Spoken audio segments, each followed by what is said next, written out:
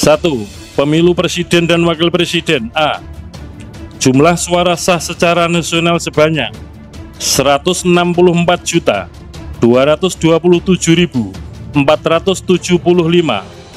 sebagaimana tercantum dalam formulir model D hasil nasional PPWP. B. Jumlah suara sah masing-masing pasangan calon presiden dan wakil presiden dengan perincian sebagai berikut. 1.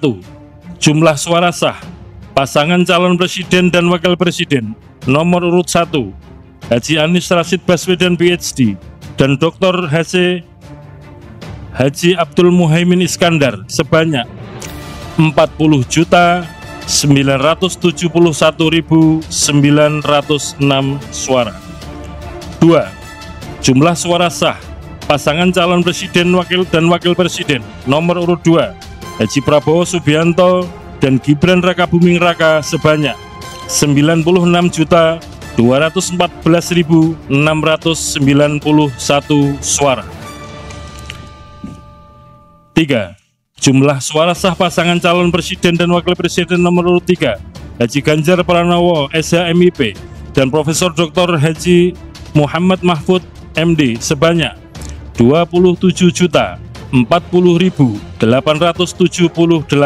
suara. Hasil sementara real count Pilpres tahun 2024 di laman resmi Komisi Pemilihan Umum atau KPU, suara untuk Prabowo Subianto dan Gibran Rakabuming Raka mendominasi. Update real count Pilpres tahun 2024 di laman resmi KPU pada pukul 17.30, pasangan calon presiden dan calon wakil presiden Prabowo Gibran memperoleh suara 57,06%. Disusul pasangan Capres-Cawapres nomor urut 1, Anies Baswedan dan Muhaimin Iskandar, dengan perolehan suara 24,94%. Terendah suara 18% yang diperoleh pasangan Capres-Cawapres nomor urut 3, Ganjar Pranowo dan Mahfud MD. Hasil perolehan suara Prabowo di Pilpres 2024 ramai dikaitkan dengan ramalan Jayabaya tentang sosok Satria Piningit dan Satrio Wirang.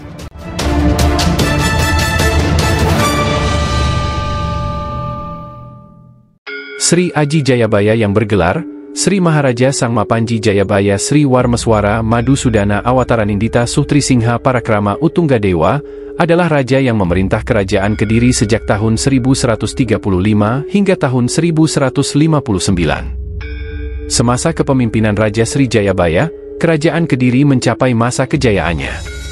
Sri Jayabaya juga dikenal sebagai raja yang meramal masa depan di Nusantara. Ramalan Sri Jayabaya ditulis dalam sebuah tulisan yang dikenal sebagai Ramalan Jayabaya. Sebagai informasi, kitab Ramalan Jayabaya hingga kini masih dipercaya. Salah satu ramalan Jayabaya yang paling termasyur adalah mengenai ramalan para pemimpin Nusantara. Ramalan Jayabaya menyebutkan bahwa pemimpin Indonesia adalah Notonogoro. Hal ini masih dipercayai karena pemimpin di negeri ini sesuai apa yang ditulis Sri Jayabaya. Selain ramalan Notonogoro yang sesuai dengan apa yang ditulis Sri Jayabaya, masih ada beberapa ramalan Jayabaya tentang Indonesia yang mulai terbukti satu persatu. Berbagai sumber menyebutkan bahwa masyarakat Jawa mempercayai bahwa ramalan ini memiliki kaitan erat dengan Gunung Slamet yang terletak di Jawa Tengah. Prabu Jayabaya Raja Kediri menyebut, setiap Gunung Slamet bergemuruh, Satrio Wirang bakal muncul. Apalagi status Gunung Slamet salah satu gunung api aktif, yang hingga saat ini masih menyisakan sejumlah misteri. Ramalan Jayabaya seperti dikutip dalam sejumlah buku, menyebutkan, jika Gunung Slamet menunjukkan tanda-tanda akan meletus, maka di saat itu akan hadir Satrio Wirang. Tokoh ini bukan nama, tapi julukan bagi seseorang dengan sifat-sifat tertentu. Satrio Wirang berkaitan erat dengan Satrio Piningit. Satrio Wirang dikatakan akan muncul setelah Satrio Piningit memenangkan pertempuran dengannya. Satrio Wirang akan kehilangan banyak pasukan, karena pada akhirnya dia kalah. Satrio Wirang berarti atau bermakna, seorang pemimpin yang telah bertarung dalam medan peperangan kemudian kalah. Selain kalah, Satrio Wirang ini nanti tetap tidak terima dengan kekalahannya. Dikisahkan juga pada babat Tanah Jawi, Satrio Wirang kemudian mengajak ke pengikutnya, untuk menjegal pemimpin sang pemenang dalam peperangan tadi. Ada banyak versi dari Satrio Wirang ini. Dari sudut pandang tertentu, Satrio Wirang adalah korban. Sedangkan pada sudut pandang lain, Satrio Wirang bagaikan sosok jahat yang kalah bertarung. Versi pertama menyebut, Satrio Wirang memang tidak sepopuler tokoh Satrio Piningit, karena dalam kehidupannya selalu difitnah. Namun, dia tetap bekerja keras mengabaikan fitnah yang menimpa dirinya. Hati dan kehidupannya sudah terbiasa dengan fitnah dan cemooh. Dalam sudut pandang lain, Satrio Wirang dikatakan setelah kalah, justru merecoki yang menang. Kemudian satu persatu para prajuritnya yang ikut dalam peperangan akan meninggalkan Satrio Wirang. Satu hal yang disepakati dua versi tersebut adalah, wataknya yang keras dan mudah tersinggung, tapi cepat melupakan dan memaafkan kesalahan orang lain pada dirinya. Rangkuman Hastamitra tentang suluk dalam kitab Jayabaya mengatakan, Satrio Wirang muncul dalam lakon pewayangan Parikesit. Munculnya Satrio Wirang dan sosok pemimpin layaknya Brawijaya ini, disusul kemunculan 4 pemimpin yang mendampingi Brawijaya dalam memimpin dan membangun negeri ini.